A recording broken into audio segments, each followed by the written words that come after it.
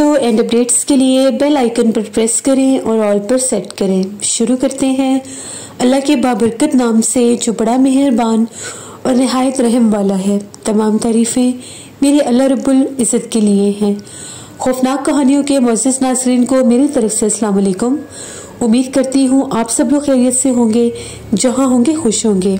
हर रोज़ की तरह आप लोगों के लिए आज भी बहुत ज़्यादा ड्रावनी कहानियाँ लेकर आई हूँ जिन्हें आप लोग बहुत पसंद करेंगे। आज की पहली खौफनाक कहानी हैदर शेयर कर रहे हैं। हैदर कहते हैं कि हम लोग आरिफ वाला और बहावल नगर के दरमियान में हम लोगों का गांव का इलाका पड़ता है, अहमद नगर। वहाँ के हम लोग रहने वाले हैं, वहाँ पर हम लोगों का गांव है। जो कहानी आज आपके साथ मैं शेयर करने जा रहा हूँ ये आज से 35-40 बरस पुरानी कहानी है, लेकिन बड़ी मशहूर कहानी है। हम लोगों का जैसे कि एक कदीम और बहुत बड़ा गांव है। उस गांव में एक सैयद साहब का बहुत बड़ा मज़ार भी है। उस मज़ार का जो कब्रिस्तान है वो बहुत पुराना कब्रिस्तान है। वो दरअसल कब्रिस्तान उसी मज़ार शरीफ के साथ है जहाँ पर वो बुज़ुर्ग हैं, उनकी अपनी भी मज़ार के साथ उनके ख़ानदान की कब्रें हैं। तो वहाँ पर आम लोग सिर्फ़ और सिर्फ दुआ के लिए जाते हैं या वहाँ की ज़ियारत के लिए जाते हैं। वहाँ पर एक बहुत कदीम पुराना किस्सा मशहूर है कि जब वो बुज़ुर्ग ज़िंदा थे, वो इतने अल्लाह के नेक बुज़ुर्ग थे, पहुँचे हुए थे, सैयद थे वो, और एक बहुत बड़े आमिल भी थे। उन्होंने किसी दौर में एक चुड़ैल पिछल पैरी के बच्चे को एक कुएं से आज़ाद किया था। ये किस्सा वो खुद बयान करते थे।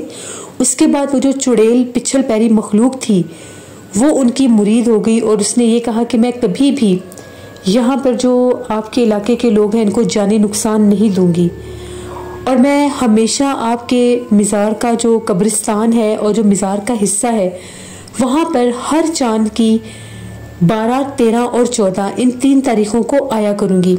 आपसे मेरी ये इल्तमास है कि इन 3 तारीखों में कोई भी इंसान मगरिब के बाद कब्रिस्तान के उस हिस्से की तरफ ना जाए, क्योंकि मैं किसी को भी नुकसान नहीं देना चाहती और मैं वहाँ पर अपने असल रूप में ही जाहिर होना चाहती हूँ। चूँकि हम लोगों का असल रूप कोई भी इंसान बर्दाश्त नहीं कर सकता, तो मैं नहीं चाहती कि मेरी वजह से आपके किसी भी मुरीद को कोई तकलीफ हो। तो उन बुजुर्गों ने अपनी ज़िंदगी में ही ये ऐलान करवाया था कि चांद की 12, 13 और 14 तारीख को कोई भी इंसान उस मज़ार शरीफ की तरफ और उसके कब्रिस्तान की तरफ ना जाए मगरिब के बाद। हमेशा से लोग इस चीज़ का पास रखते थे, कोई भी चांद की इन 3 तारीखों में मगरिब के बाद मज़ार शरीफ के कब्रिस्तान की तरफ नहीं जाया करता था।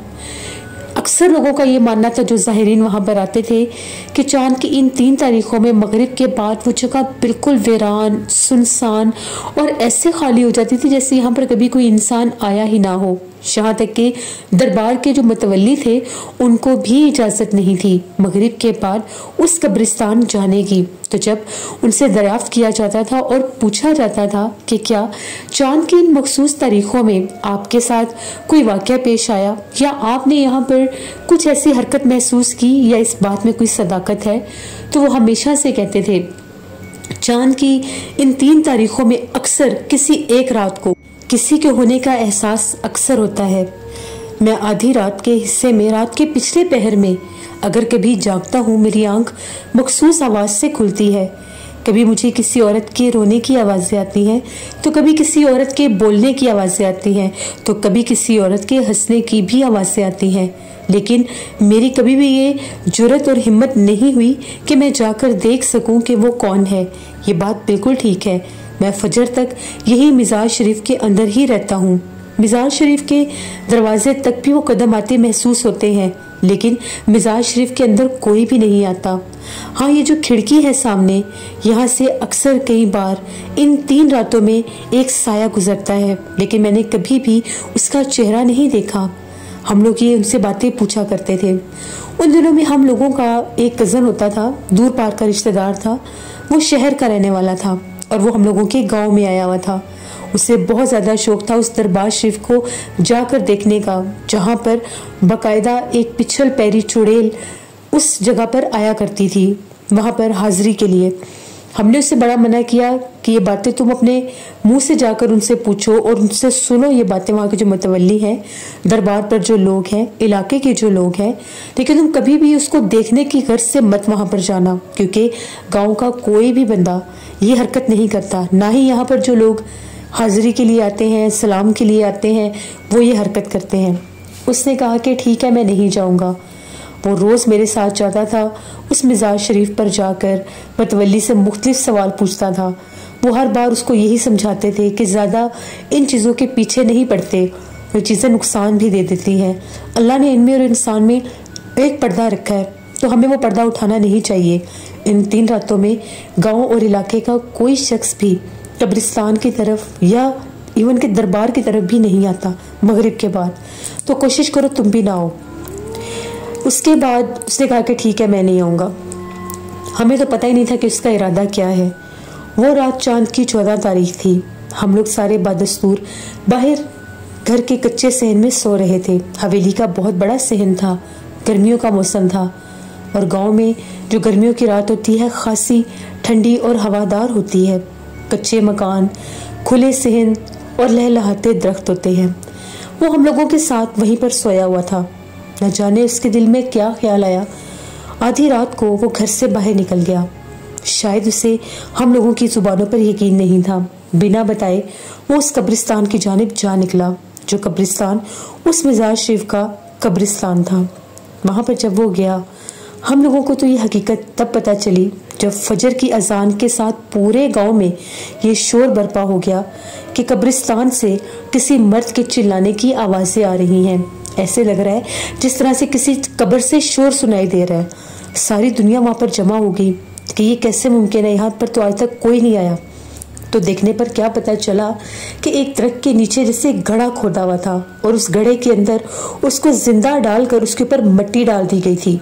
अपनी जान बचाने के चक्करों में कहीं हाथ पांव मारता वो चिल्लाता रहा, तो कब्र से बाहर उसके हाथ थे और थोड़ा सा चेहरा भी निकला हुआ था। जब लोगों ने इसको वहां से जाकर निकाला तो वो वही था जो हम लोगों का कज़न था। वो जिंदा तो बच गया, लेकिन वो 2 दिन बेहोश रहा। मिट्टी के नीचे दबने की वजह से उसका सांस बुरी तरह से मुतासिर हो चुका था, और ऑक्सीजन मुकम्मल तौर पर दिमाग और दिल को नहीं पहुंची थी। वहां पर हम लोग उसको शहर लेकर गए। 2 दिन वो एडमिट रहा। डॉक्टर ने कहा कि ये जिंदा है, बच जाएगा अगर इसको 48 घंटे के बाद होश आ गया। हमने उसके घर वालों को भी इत्तला कर दी। वो लोग भी बड़े परेशान हुए, और अगले ही दिन उसके वालिद और उसके भाई वहां पर पहुंच गए। वो भी बड़े परेशान थे, किसने ये क्या हरकत की है। गांव में जाकर उन्होंने पूछा, मतवली से जब जाकर पूछा तो उसने ये कहा कि फजर की जब अजान हुई और मैं नमाज के लिए जागा तो कब्रिस्तान की तरफ से किसी मर्द के चिल्लाने का शोर सुनाई दे रहा था। मेरे पैरों तलों से जमीन निकल गई कि इन 3 मखसूस तारीखों में तो यहाँ पर कोई आता नहीं है, फिर ये मर्दनुमा कौन बोल रहा है। दिखाई कोई नहीं दे रहा था। तो जब मैं उन आवाज़ों के तक्कुब में गया तो वहाँ पर ताज़ा एक घड़ा खोदा था जैसे कब्र होती है, उसमें इसके हाथ बाहर थे, थोड़ा सा चेहरा। तो मैंने शोर मचा दिया। आसपास से गुजरते लोग जो मस्जिद की तरफ जा रहे थे सब जमा हो गए।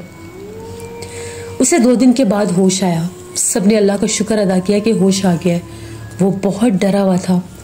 2-3 घंटे तो वो बोल ही नहीं सका, बस मुसलसल सबके चेहरों की तरफ देखता था और आंखों में बहुत ज़्यादा खौफ था। डॉक्टर ने कहा कि कुछ देर के बाद नॉर्मल हो जाएगा, अभी इसके दिमाग के ऊपर दवाइयों का असर है जो इसको मेडिसिन दी गई हैं। और 2-3 घंटे के बाद उसने खुद खाने के लिए कुछ मांगा जो उसको दिया गया। थोड़ा बहुत खाने के बाद डॉक्टर आया। डॉक्टर ने उससे बातचीत की तो उसने कुछ बताना शुरू किया कि अब मैं बेहतर हूँ। अब वहाँ पर हम सब भी मौजूद थे, गांव के दीगर लोग भी मौजूद थे, लेकिन वहाँ पर ज़्यादा रश नहीं कर सकते थे क्योंकि वो अस्पताल था। उसके वालिद, उसके भाई और मैं और मेरे वालिद, हम लोग उस कमरे में मौजूद थे। डॉक्टर भी था वहाँ पर। जब हम लोगों ने उससे पूछना चाहा कि तुम्हारे साथ क्या हुआ था तो उसने बताना शुरू किया। चांद की 14 तारीख थी और रात का पिछला पहर था। मुझे नींद नहीं आ रही थी। ये तजस्सुस मुझे बेकरार कर रहा था कि गैर मरई मखलूकात, जिन्नात, चुड़ैल, आफत, भूत, प्रेत ये होते कैसे हैं। मैं भी इनको देखना चाहता था। और ये रिवायत जो आपके गांव में एक चलती आ रही थी कि चांद की 12, 13 और 14 को कोई इंसान मिजार के उस कब्रिस्तान की तरफ नहीं जाता, तो मैं जाकर देखता हूँ कि इस बात में कितनी सदाकत है या लोगों ने सिर्फ एक नजरिया बनाया हुआ है ना जाने का। मैं चुपचाप घर से निकला, बिल्कुल सुनसान रास्ते थे, दूर दूर तक किसी बशर का नामो निशान नहीं था। मैं चलता हुआ जब उस मिज़ार शरीफ के पास पहुंचा तो कब्रिस्तान बिल्कुल सामने था। मैं पिछली तरफ से गया जिस तरफ झाड़ियाँ थीं और कोई दीवार नहीं थी। जैसे मैं कब्रिस्तान के अंदर दाखिल हुआ वहाँ पर कोई भी नहीं था, चांद चमक रहा था। तभी थोड़ी देर के बाद मेरे कानों के साथ किसी की चूड़ियों और पायलों की आवाज़ टकराई। मैंने पलट कर देखा तो एक कब्र के करीब मुझे एक औरत खड़ी हुई नजर आई। वो औरत जो थी बेतहाशा हसीन लग रही थी। उसका लिबास, उसकी चूड़ियाँ बहुत ज़्यादा खूबसूरत थीं। हाथों पर मेहंदी थी, खुले हुए बाल थे और बालों में गजरे थे। मुझे लगा कि भला इतनी रात को ये कौन हो सकता है। पहले मुझे लगा कि जैसे अक्सर लोग दरख्तों के साथ चीज़ें बांध जाते हैं, जैसे कोई रंग बिरंगे दुपट्टे और ऐसी चीज़ें बांध जाती है, ये कोई वो चीज़ है, क्योंकि वो इतनी वाज़ेह नहीं हो रही थी। जो ही मैं उसके करीब जाता गया तो उसने चलना शुरू कर दिया। तो वो जीती जागती एक औरत थी। मुझे नहीं पता कि उसका क्या सहर, क्या जादू मेरे ऊपर हुआ कि मैं खुद को रोक नहीं सका और उसके पीछे चलने लग गया। वो चलती जा रही थी और मैं उसके पीछे पीछे था। वो मखसूस कोई आवाज़ भी निकाल रही थी, जिस तरह से उसके गले में से दबी दबी कोई आवाज़ भी निकल रही थी। ना तो वो आवाज़ हंसी की थी और ना ही वो आवाज़ रोने की थी। एक भारी सी मखसूस आवाज़ निकल रही थी। मैं फिर भी नहीं डरा और उसके पीछे चलता ही जा रहा था। एक मखसूस मकाम पर जाकर दरख्तों से हटकर, वहाँ पर कोई कब्र नहीं थी, वो वहाँ पर जाकर खड़ी हो गई और मैं उसके पीछे पीछे चलता जा रहा था। जैसे ही वो वहाँ पर जाकर खड़ी हुई, उसके बाद उसने बड़ी खूबसूरत आवाज़ में कहा कि यहाँ मेरे करीब आ जाओ। जैसे ही मैं उसके करीब जाने लगा तो उसने पलटकर मेरी तरफ देखा। वो इतनी हैबतनाक थी, वो इतनी बदसूरत और बेहानक थी कि मुझे ऐसा लगा कि अभी मेरी जान निकल जाएगी। एक बदनुमा बदसूरत चेहरा, इतनी बड़ी बड़ी आंखें, इतनी लंबी नोज और नाक ऐसी थी जैसे उसके पेट तक लंबी आ रही है। होंठों की जगह पर एक सुर्ख रंग की जुबान थी। कान इतने बड़े थे जिस तरह से किसी जानवर के कान होते हैं। उसका भयानक चेहरा देखकर मैं वहां से भागना चाहता था, लेकिन उससे भागा नहीं जा रहा था। मुझे ऐसा लग रहा था मेरे कदम किसी ने जकड़ लिए हैं। तभी वहां पर खड़ी खड़ी उसने मुझे अपनी तरफ दबोच लिया। बस मुझे यही लगा कि मेरा आखिरी टाइम आ गया है। मुझे नहीं पता कि उसके बाद उसने मुझे बहुत जोर से जमीन पर पटका और मैं चिल्लाता रह गया और ऐसा लगा कि मैं मनो मिट्टी के नीचे दब गया हूँ। शायद मेरा सांस रुक रहा था और मैं बार बार हाथ पांव चिल्ला रहा था और जोर जोर से चीख रहा था कि कोई मुझे बचा ले, मगर मुझे मेरी ही आवाज़ सुनाई दे रही थी और ऐसा लग रहा था कि मेरी आवाज़ किसी तक भी नहीं जाएगी। मुझे नहीं पता कि किसने मेरी आवाज़ सुनी। मेरे आसपास भयानक चीखों पुकार थे, औरतों के रोने की आवाज़ें थीं।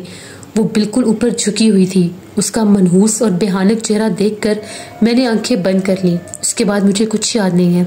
हम सब ने उसको ये कहा कि तुम्हें सख्ती से मना किया था कि ये काम कभी भी मत करना, कभी भी इस तरह मत जाना। तुम बुजुर्गों की बातों को, पीरों फकीरों की बातों को मजाक समझते हो।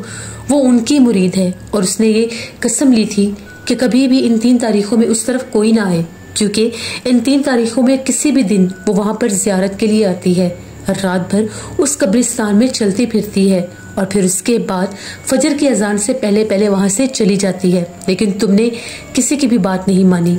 उसके बाद डॉक्टर ने शाम तक उसको डिस्चार्ज कर दिया और हम लोग उसको लेकर गांव वापस आ गए। वो इतना खौफजदा था कि वो कहता था मैंने यहाँ पर एक पल भी नहीं रुकना। उसी शाम उसके अब्बू और भाई उसको लेकर शहर वापस चले गए। बाद में हम लोग उसको मिलने के लिए भी गए तो उनका ये कहना था कि इसके दिमाग पर उस हादसे का बहुत असर है। ये बैठे बैठे हंसना शुरू कर देता है, बैठे बैठे रोना शुरू कर देता है और कभी कभी ये कहता है कि सामने 2 औरतें खड़ी हैं। कभी कभी ये कहता है कि एक औरत हर टाइम मेरे कमरे में मौजूद मेरे पाँव की तरफ बैठकर रोती रहती है। वो बहुत भयानक है और वो वही चीज़ है। हम लोग इसको 1-2 आमिल हजरात और बुजुर्गाने दीन के पास भी लेकर गए हैं। जो भी दम करता है वो ये कहता है कि इस लड़के के ऊपर आसेब है और वो आसेब जो है वो बहुत भारी आसेब है। उसको निकालना इतना आसान काम नहीं है। अब हमें मुल्तान वाली साइड पर एक गद्दी नशीन पीर साहब का पता चला है। वो अल्लाह वाले हैं, हम उनके पास इसको लेकर जाएंगे। उसके बाद वो लोग उसको वहाँ पर लेकर गए। उस लड़के का 5 साल इलाज चलता रहा। उन 5 सालों में उसकी ऐसी हालत थी कि उसका ज़हनी तवाज़ुन ही पलट गया था। वो बच्चों की तरह हरकतें करता था। वो रात भर रोता था, चिल्लाता था, घर से भाग जाता था, कभी कब्रिस्तान तो कभी गांव की नहर तो कभी कहाँ से मिलता था, दूर दूर इलाकों में पहुंच जाता था। फिर उन लोगों ने उसको बांधना शुरू कर दिया। 5 साल के बाद मुसलसल उसके इलाज होते रहे तो वो कुछ नॉर्मल हुआ। उसके बाद उस लड़के की शादी कर दी गई। शादी के बाद भी उसके हालात बहुत ख़राब थे। अपनी बीवी को भी मारता था, बच्चों को भी मारता था। एकदम से बैठे बैठे जैसे दौरा पड़ जाता था। फिर उसको कराची सिंध तक लेकर गए, वहाँ से उसका इलाज करवाया तो तब जाकर वो 5-6 साल के बाद ठीक हुआ था। उसने तौबा कर ली कि उस ज़िंदगी में कभी ऐसा कोई काम नहीं करेगा जिससे रोका जाए और वो जन्नत के पीछे जाने की कोशिश करे। तो ये हम लोगों के गांव की एक कहानी थी जो मैंने आपके साथ शेयर की। बहुत शुक्रिया हैदर आपका। इसलिए कभी भी उन चीज़ों को फरामोश नहीं करना चाहिए जिनको बुजुर्ग बता कर गए हों, जिनको इलाके के लोग बयान करते हों, जिनसे रुकने के लिए हर कोई आपको मना करे। जिन्नात में और इंसानों में अल्लाह ने पर्दा इसीलिए रखा है कि हम लोग ना तो उनके असल चेहरे बर्दाश्त कर सकते हैं, ना ही उनके वजूद। वो हमें देख सकते हैं, हम उन्हें नहीं देख सकते, क्योंकि हम अशरफुल मखलूक़ात हैं और अल्लाह ने इंसान को खूबसूरत और हसीन बनाया है। जिन्नात अगर हमें देख भी लें तो वो हमसे डरेंगे नहीं, बल्कि वो उल्टा इंसानों पर आशिक हो जाते हैं। लेकिन इंसान उनको देखकर ताब नहीं ला सकता। अल्लाह से रहम मांगना चाहिए। ये थी आज की खौफनाक कहानी। अपना फीडबैक मुझे ज़रूर दें, आप लोगों को कैसी लगी। आप लोग भी अपनी खौफनाक कहानियाँ शेयर कर सकते हैं डिस्क्रिप्शन बॉक्स में दिए गए ईमेल ID nushinmir57@gmail.com पर। इसके अलावा आप लोग मुझे कमेंट बॉक्स में भी स्टोरी शेयर कर सकते हैं। हॉरर स्टोरीज उर्दू पर मैं बिल्ली नॉवल ऑन एयर कर रही हूँ। जिन लोगों ने नहीं सुना ज़रूर जाकर सुने, बड़ा इंटरेस्टिंग हॉरर नॉवल है, आप लोगों को पसंद आएगा। स्केरी उर्दू टेल्स मेरी सिस्टर का चैनल है, उनको भी जाकर सब्सक्राइब करें एंड सपोर्ट करें। गर्मी बहुत ज़्यादा है दिन ब दिन। हम सब अल्लाह से मिलकर दुआ करते हैं कि अल्लाह बाराने रहमत दे, बारिश हो, खैर सलामती की बारिशें बरसें और ये मौसम की जो तपिश और गर्मी है ये कुछ कम हो। आप सब ने इस दुआ के लिए आमीन ज़रूर कहना है। इंशाल्लाह कल आप लोगों के साथ फिर मुलाकात होगी किसी नई खौफनाक कहानी में। जहाँ रहें खुश रहें। Thank you for listening my stories. Stay blessed. Allah निगहबान।